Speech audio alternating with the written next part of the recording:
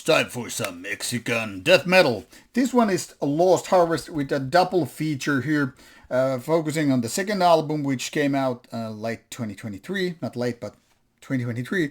Later on, I guess I was trying to say. And the debut album, which was already out there for a few years before the second album. Both of these are self-financed release, so hard to say it. And nowadays this Mexican-based band is actually relocated in United States. Might raise some questions. How come this band is just self-financed, especially after the first album? Because usually when bands get more recognition, they get more success, more fame, and more liking in that sense. Usually they will get more, interest from the labels. Now, unfortunately, there is a reason for that one too, and I say unfortunately because once again, this thing is very, very much related to the quality of music here. Don't get me wrong, this doesn't mean this band is outright bad or anything like that, but it really, really could be a lot better. This being said, I hope no hate is being spread, no butthurt or being offended is happening, because sometimes it just takes more time for bands to really bloom. Not everything can be the best out there possible.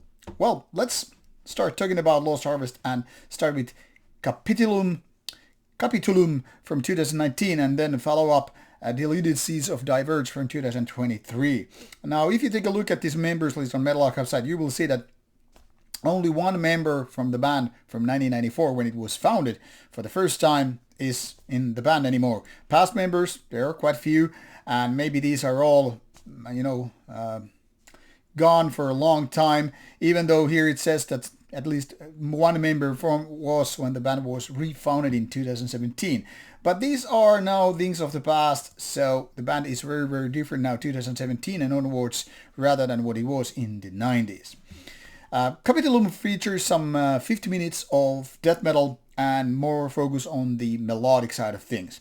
This doesn't really mean it's like a Mexican Amon Amarth. This is not that melodic, but if we would compare this to, say, rather traditional death metal or like death thrash bands even, when we're really going back to the roots of early death metal, this would be more on the melodic side. Don't expect exactly sheer brutality or, brutal death metal band style, not to mention the kind of a classic, but somewhere in the between. This is not exactly the most melodic out there, but not exactly the most old school band in there, right? Either, so somewhere between. And this one goes for 50 minutes, which is, in my opinion, a tad bit too much for this stuff. Don't get me wrong, none of these songs are like bad, but they are kind of a mediocre in so many ways. It's more like you have a bunch of nice ideas here and there, and then you have a lot of those lukewarm ideas, and when you put them together and have that served with 50 minutes of music, it's almost like a little bit too much. Like, I would like to put it this way. If only this would have been a demo where like you would have, say, half the length, only the best ideas, it would be really good. But now with this much, it's more like, nah, not there yet. And because it's self-financed fun, it gives me this strong demo-ish feeling. The production is okay at best. Same goes for the vocals. They're not horrible, but they kind of lacking the punch. That's what I'm trying to say here. They are not very deep. They're not very convincing. They're more like maybe something needs to be done about the vocals. I'm expecting some sort of brutality, or at least deep, growly, strong vocals when I'm talking about death metal. And they're just something totally different, like Chuck Schuldiner and, death, and none of that is present here. So in a way, they are okay at best, but something is missing, and that's why it gives me this strong demo feeling. Now, you would imagine things get better with the second album, because then you'll have the possibility to learn from your mistakes, make better songs and all that stuff. Well, technically speaking, this 74 minutes of death metal album, technically speaking, here and there, it's actually better. But because this is 74 minutes, it feels like it's a marathon run, especially with songs that last almost 10 minutes.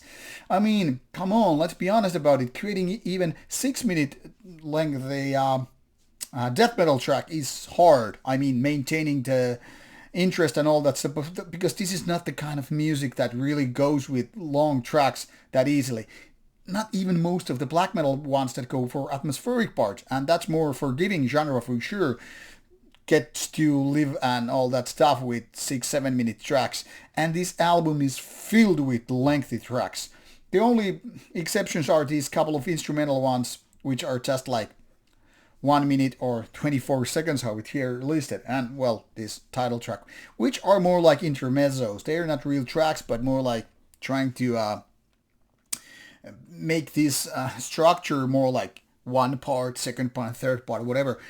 Unfortunately, this 74 minutes is just killing. It feels like you're doing a marathon run, and by the, I don't know, 50 minutes mark, you're done.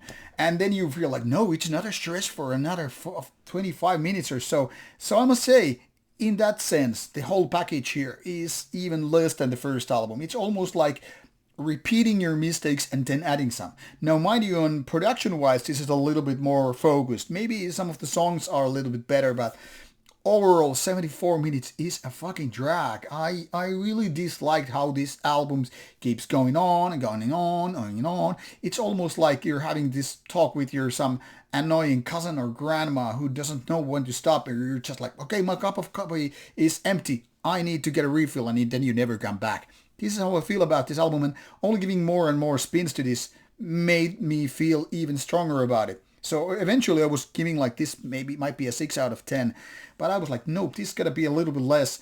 Not so much as to punish, but just being honest with it. If only this was like half the length, this would be more tolerable and in that sense also more enjoyable. But no, 74 minutes, it's like, dudes, please don't. If only the songs were like 3 to 4 minutes, they would be more right to the point, and then you would move on. You would give a little bit thirst or hunger for more. And now it's like, no, it's just gonna keep dragging you around. It's like one of those art movies that's never going to end, or at least you feel like that. So unfortunately, Lost Harvest has lost the ball with the second album, where in fact they should have gone into totally different direction. But this is just me saying that. If you're comfortable with lots of semi-melodic death metal, which is not exactly brutal, not exactly super melodic, but kind of a compromise between these two extremities, then Lost Harvest is your cup of tea, especially if you don't demand much for growly vocals and much for production. Now, being back to the point where I said these are independent releases, it all makes sense. In my opinion, these are not good enough, whether it comes to production or vocals or songwriting, for labels to be interested. So maybe even my 6 out of 10 is a little bit, I don't know, nice way to put it, that these are not good enough for a lot of album labels out there in order to release death metal stuff. So my advice, take it or not, would be cut the length roughly half. Don't go for more than 40 minutes with death metal, and then try to make it a little bit more catchy or memorable, because this kind of basic stuff, it's not gonna cut it into 2023. Back in the early 90s might be somewhat interesting, but even back in the days, the bar was so high that you really couldn't cope and compete with it if you didn't do at least some sort of brutality, some level of catchiness, some level of memorability. I don't have to list all those ball throwers, Morbid Angels, D-sides, deaths, and whatever in order to make a point, but I will do it if I have to. So sorry to say, but these are both lukewarm, mediocre releases, and I hope the band will pick up from their mistakes and flaws for the future recordings. Don't hate the player, but just be honest with it and all that stuff. Now off you go to check out the band if you feel like checking it. There will be links provided in the description box, so off you go. Bye bye.